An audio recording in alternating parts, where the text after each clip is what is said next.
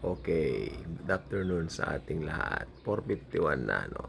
Medyo ang sarap ng pakiramdam natin ngayon dahil medyo mahangin po maghapon. Uminit kanina bandang tanghali pero bumalik po yung kapreskon kaya ito po medyo relax ang peg natin ng konti. Ngayon po I'm recording this. Siyempre, alam niyo naman, nakahiga po ako ngayon at sinasamantala ang malamig na panahon. Although ang balita po ngayon sa merkado ay medyo nakapanlulumo dahil ang dami pong mga ibang mga hindi na po namamasada yung iba dahil sa sobrang taas po ng gas. Well, in everything, in all that, you know what, you can rely on the Lord Jesus Christ. This is the most crucial, not the most, but I think one of the most, sabihin natin, opportunity natin to trust Him more. Okay, ang topic po natin ngayon ay isa pong patanong. Medyo hindi ko alam kung nag-joke ito sa akin, medyo nag-joke siya, no? Pero yung joke po niya, it's something na hindi ko pa po narinig na tinalakay. Hindi ko pa po narinig na kanilang binanggit o binigyan man lang po ng tinatawag na konsiderasyon sa mga vlogs. But you know what? This person, no? Si Kuya. Kanina kumakain kami sa Chowking, no? Chowking, syempre, doon kami nagla-lunch, no? And, yeah, baling parang kasin na po namin siya. Then, actually, sandali lang, sabi niya. May pumasok sa isip daw niya. Ano naman yon? Kasi po, ito, may context po kasi ito. Meron po ritong 61-year-old na parang nanay na rin dito, no, sa lugar namin na pumanaw. 61 years old. Yes, actually, nakakalungkot po yung balita. And then, yung kanyang bangkay ay pinifix dito sa punerarya malapit sa amin. Then, syempre, yun ang occupied ang minds namin while going to Chowking to have our lunch. And yet, syempre, kumain kami, ganun-ganon. Yan, maraming napag-usapan. And then, pumasok sa isip niya, oh, halimbawa nag-rapture daw. Tapos, yung nakaburol daw ay mananampalataya. Pero si ate po yung namatay. It's so sad po. Parang hindi kasi hindi ko na po i-detalye rito. Pero no, she's not a believer. Kaya biglang sumagi sa isip ni kuya na, what if pag ang namatay daw ay isang mananampalataya, tapos nakaburol, pinagbubulol, nabulol, ako nabulol no? Pinaglalamayan ka na lang, o yan, pinagbuburulan, yun, nagets ko. Pinagbuburulan siya, o let's say, pinaglalamayan or something, whatever you call, whatever we may call that maybe again. So, halimbawa, ganon. Tapos dumating yung araw ng rapture. O nga no. Then, nagtawanan kami sa Chowking. Tawanan kami. Pero alam mo nyo, tama nga naman.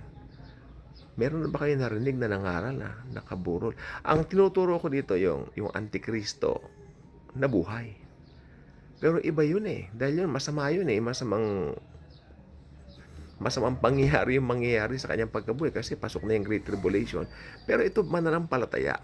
Halimbawa, nakaburo ng isang believer doon sa kanyang wake o lamay, pinagbuburulan siya, pinaglalamayan siya.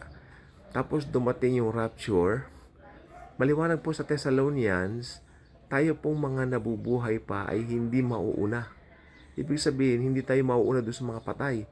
Mauuna muna yung mga patay na bubuhayin.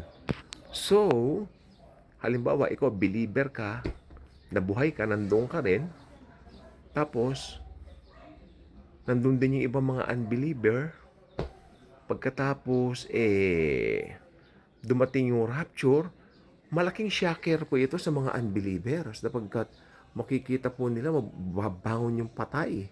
Pero may bago na pong magandang makikita nila. Halimbawa, namatay ng matanda ang itsura, babangon, glorified body, wow. Tapos biglang papaitaas na. Tapos halimbawa may katabi sila ng mga believers, papalitan na lang yung katawan. Halimbawa tayo, nandun tayo, mga believers tayo. Siyempre, naman, believers tayo. Papalitan yung mga katawan natin. Sasalubungin natin si Lord Jesus, no? Alam niyo, ang dami pong mga tanong ngayon na OMG, hindi natin nako-consider dito sa mga vlogs natin to. Kaya salamat doon sa mga nagtatanong. Ang tatalino po ng mga tanong, and I want to entertain those kind of questions.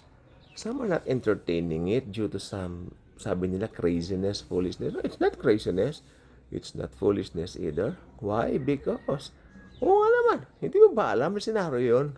Baka dumating nga yung araw ng rapture. Tapos, yeah, I mean, ganun ang nangyari. Nakaburol yung patay. Eh, siyempre, mababangon nyo na. Hindi po living dead, yung parang nakakatakot. Hindi po. Makikita mo, ang pangit nung namatay. Halimbawa, talagang payatot namatay. Biglang babangon, glorified body yan. Makikita ng mga unbeliever yan. O, di ba? O, di ba? Talk of the town. Talk of the town yan. But, it's so sad for those people na malileft behind dahil haharapin na nila yung Antichrist. Ayun na makikita nilang mamamatay ang Antikristo, mamamatay si Antikristo. Televised. So, hindi na uso ang televised eh. FB Live na siya. Naka-FB Live, naka-YouTube Live. Siyempre, social media na tayo ngayon. Makikita nila, biglang babangon. Pero, ang sabi, kapangyarihan na po ni Satanas yung nagpabangon. So, yun po ang mangyayari doon. So, lahat po ng nakasulat po sa Bible, it will happen. In a twinkling of an eye, it will all happen.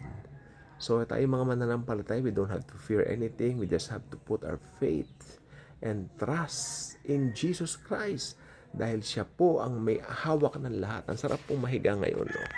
Opportunity. Binanggit kasi kanina, matatapos na raw itong, pagkatapos itong amihan season, wala, init na po tayo.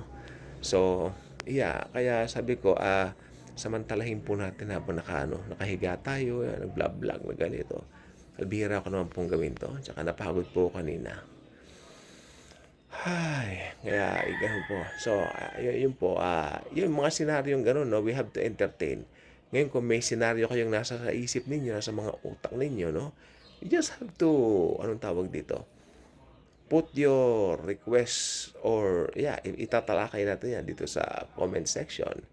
Why not naman po, kung talagang yan po naman may kapakinabangan para dun sa mga, yes, hindi ba, senaryo those scenarios, entertain natin yung mga scenarios. End time scenarios, no? Na may kinalaman po talaga sa natin.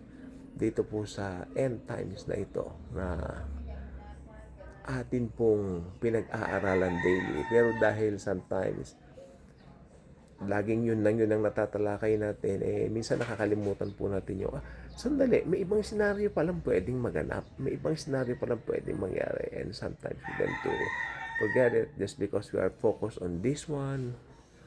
O, i-try natin yung ibang senaryo. At, yes, kasi malamang may mga nakaburol na believer during the time of the rapture.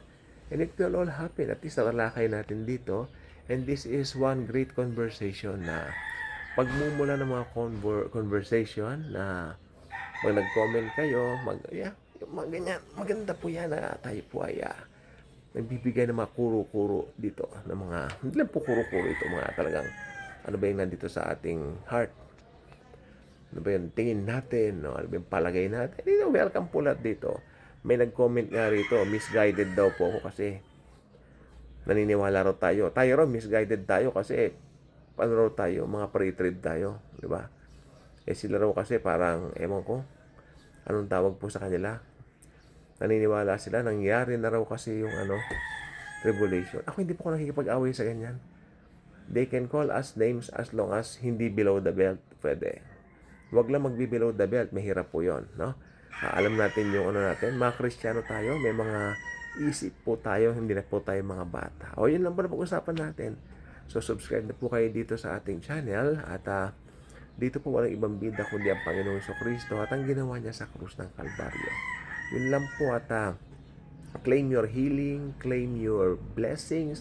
We are always blessed. Lagi, declare it, declare it. Dinideclare natin, hindi para magkaroon tayo. Dinideclare natin yung nasa atin na, para ma-remind tayo na, we are blessed already. Tapos na po, we are blessed already. Hindi tayo mable-bless. Blessed na po tayo because of what Christ has done on the cross 2,000 years ago. Yun po ang mahalaga at walang kasing. Thank you. God bless atin.